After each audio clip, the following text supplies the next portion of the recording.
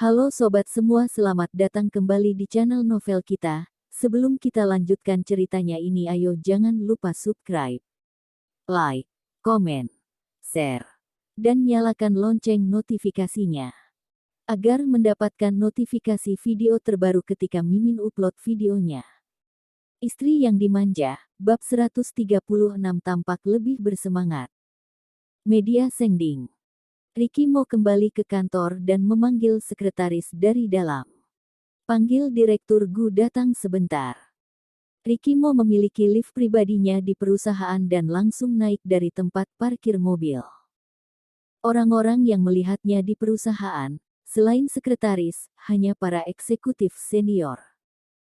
Para eksekutif tahu bahwa ada bos besar di belakang Media Sengding, tetapi mereka tidak tahu bahwa dia adalah Ricky Mo.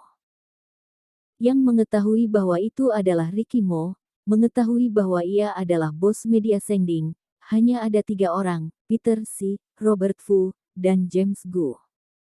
Ketika Amanda Mu meninggalkan Jade Imperial di pagi hari, seharusnya dia melihat James Gu dan Robert Fu. Robert Fu adalah orang yang sangat berhati-hati dalam pekerjaannya.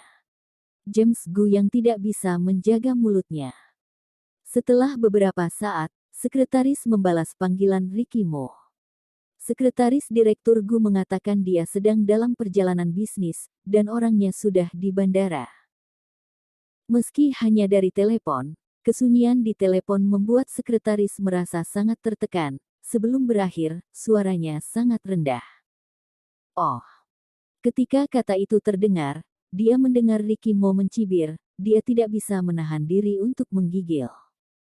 Aku mengerti, panggil Lucy naik. Ricky Mo meletakkan telepon dan menunggu Lucy Sen datang. James Gu tidak pernah mengubah sikapnya melarikan diri setelah melakukan kesalahan.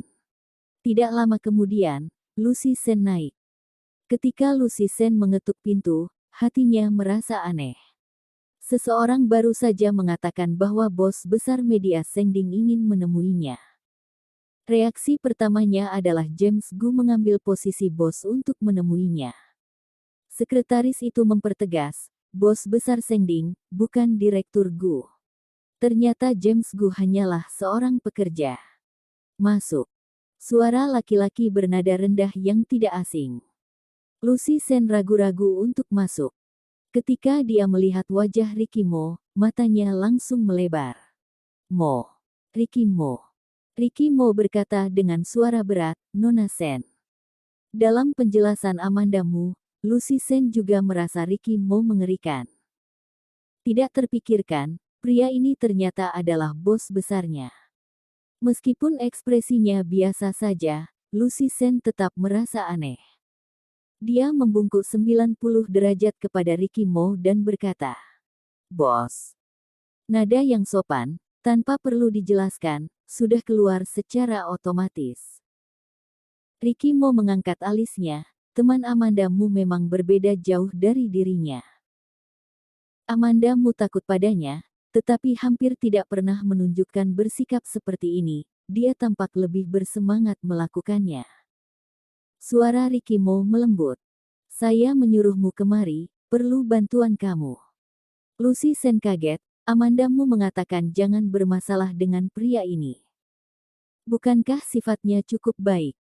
Selama aku bisa melakukannya, bahkan 10 tugas juga tidak masalah.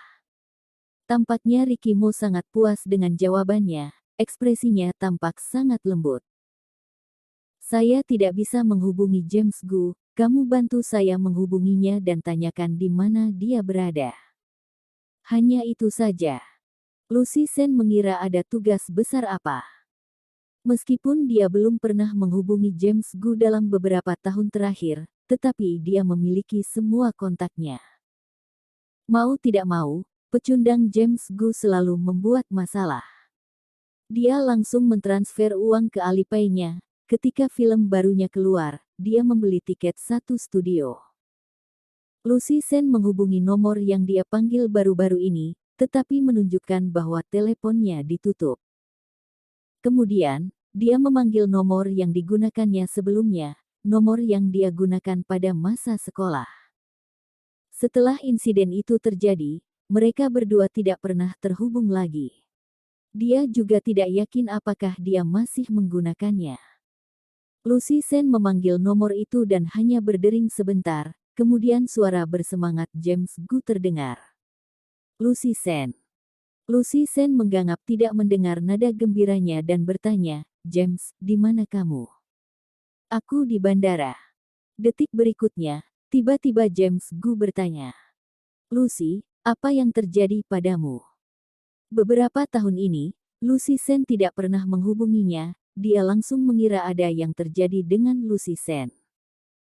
"Tidak apa-apa, bos besar mengatakan dia tidak bisa menemukanmu, menyuruhku membantunya menghubungi kamu." Lucy Sen berkata kepada Ricky Mo, dia bilang dia di bandara. Tidak tahu apa yang salah, James Gu memarahi. "Dasar." Kemudian ponsel Ricky Mo berdering. Ricky Mo mengangkat kepala dan tidak buru-buru menjawab telepon, kemudian menatap Lucy Sen. "Terima kasih, kamu sudah bisa kembali." Lucy Sen berjalan ke pintu dan tiba-tiba mendengar Ricky Mo berkata, "Saya telah melihat film kamu. Di antara rekrutan baru perusahaan, kamu memiliki potensi paling besar." Ricky Mo bertindak bijaksana dalam pekerjaannya. James Gu ingin menandatangani Lucy Sen ke Sengding. Pekerjaan bukanlah permainan anak-anak, dia selalu menggunakan perasaan. Lucy Sen memang memiliki potensi yang besar. Ditegaskan oleh Ricky Mo, Lucy Sen sedikit bersemangat.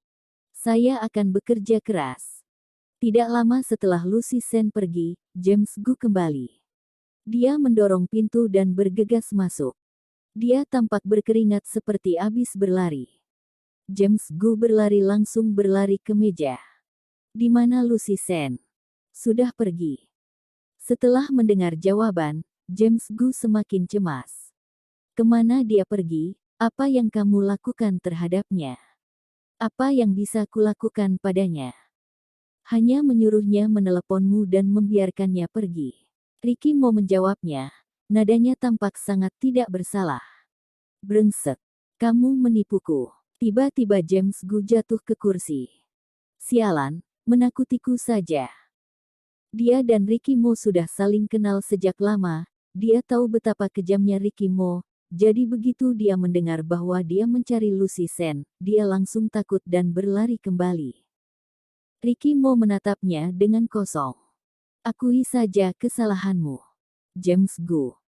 James Gu akhirnya terpaksa oleh ancaman Ricky Mo untuk menceritakan kejadian pagi itu. Dia pikir Ricky Mo ingin memukulnya, tetapi Ricky Mo tidak, tetapi akhirnya tidak jauh lebih baik daripada memukulnya. "Kamu tidak perlu berlibur tahun depan, terus bekerja dengan baik saja." Ricky Mo berpikir dia belum cukup sadis, kemudian dengan dingin menambah. "Bagaimanapun Lucy Sen adalah artis yang sedang naik daun, dia tidak akan berpacaran denganmu, seorang pria lajang harus bekerja keras." James Gu menggertakkan giginya. "Putus hubungan saja." Ricky Mo sama sekali tidak marah, bahkan tersenyum. Lucy Sen belum punya manajer baru. James Gu menelan dengan sombong. Aku akan bekerja keras. Kuserahkan Lucy Sen kepadamu." Ricky Mo semakin tersenyum. James Gu berbisik, pengkhianat tua. Titik titik titik titik titik titik. Perusahaan Mo terjadi krisis karena urusan Peter Xi. Namun, karena reputasi Peter Xi sangat besar dan punya banyak penggemar, krisis ini tidak berpengaruh. Perusahaan Mo tidak bisa menahan tekanan. Perusahaan Mo mengalami penurunan dalam beberapa tahun terakhir adalah sesuatu yang dapat dilihat semua orang. Amanda Mu menemukan kesempatan untuk berkata kepada Kelvin Mu, "Ayah, lebih baik, biarkan kakek kembali saja." Bersambung.